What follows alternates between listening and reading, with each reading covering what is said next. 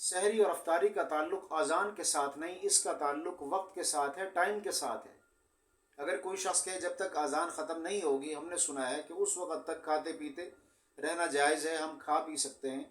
اور فلاں حدیث میں ایسے آیا ہے کہ جب تک اذان ختم نہیں ہوئی اس وقت تک ہم کھاتے پیتے رہیں، اس قسم کی مثالیں وغیرہ، تو یاد رکھیں کہ ایسا عمل کرنے سے آپ کا روزہ ختم ہو جاتا ہے، آپ کا روزہ نہیں ہوتا۔ رسول اللہ صلی اللہ تعالیٰ علیہ وآلہ وسلم کے دور میں دو اذانیں ہوا کرتی تھی، ایک عبداللہ ابن ام مکتوم دیا کرتے تھے، دوسری اذان حضرت بلال رضی اللہ تعالیٰ عنہ دیا کرتے تھے۔ ایک اذان تہجد کی ہوا کرتی تھی، دوسری اذان جو ہے وہ فجر کی ہوا کرتی تھی۔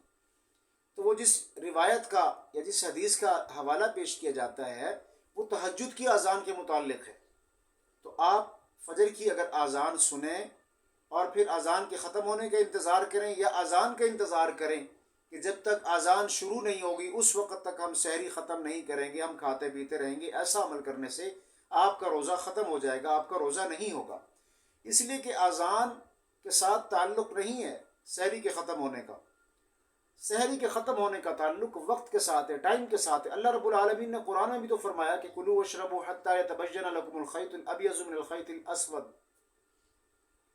تو اس کا تعلق وقت کے ساتھ ہے، اس کا تعلق اذان کے ساتھ نہیں ہے۔ خاص طور پہ خیال رکھا کریں، بلکہ کوشش یہ کیا کریں کہ 2-4 منٹ پہلے ہی آپ کھانا پینا بند کر دیا کریں، تاکہ آپ کی تسلی اچھے طریقے سے ہو جائے اور آپ کا روزہ خراب نہ ہو۔ اور اسی طرح شام میں آپ انتظار میں ہوتے ہیں کہ کہیں سے اذان کی آواز آ جائے، بھئی کہیں سے اذان کی آواز آ جائے، اگر وہ بیفور ٹائم آ جائے، وقت سے پہلے آ جائے، ٹائم سے پہلے آ جائے، تو آپ کا روزہ تو ختم ہو گیا۔ اور اگر آپ نے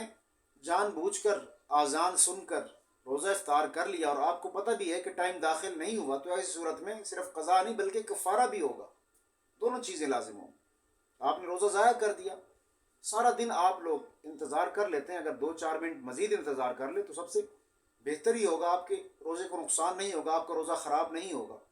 شام کے وقت بھی، افطار کے وقت بھی آپ نے اس چیز کو ملوز خاطر رکھنا ہے، خاص خیال رکھنا ہے کہ جب تک وقت داخل نہیں ہو جاتا، ٹائم داخل نہیں ہو جاتا، آپ نے اذان پہ قیاس نہیں کرنا۔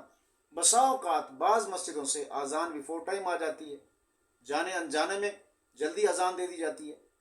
تو آپ اپنے روزے کو خراب نہ کریں۔ یاد رکھیں اذان کے ساتھ اس کا تعلق نہیں ہے افطار کے ختم ہونے کا، اور نہ سحری کا تعلق اذان کے ساتھ ہے، اس کا تعلق وقت کے ساتھ ہے، اور اسی طرح افطار کا تعلق بھی وقت کے ساتھ ہے۔ تو اس چیز کو آپ بہت ہی زیادہ سنجیدہ لیں اور اپنے روزوں کا خیال رکھیں۔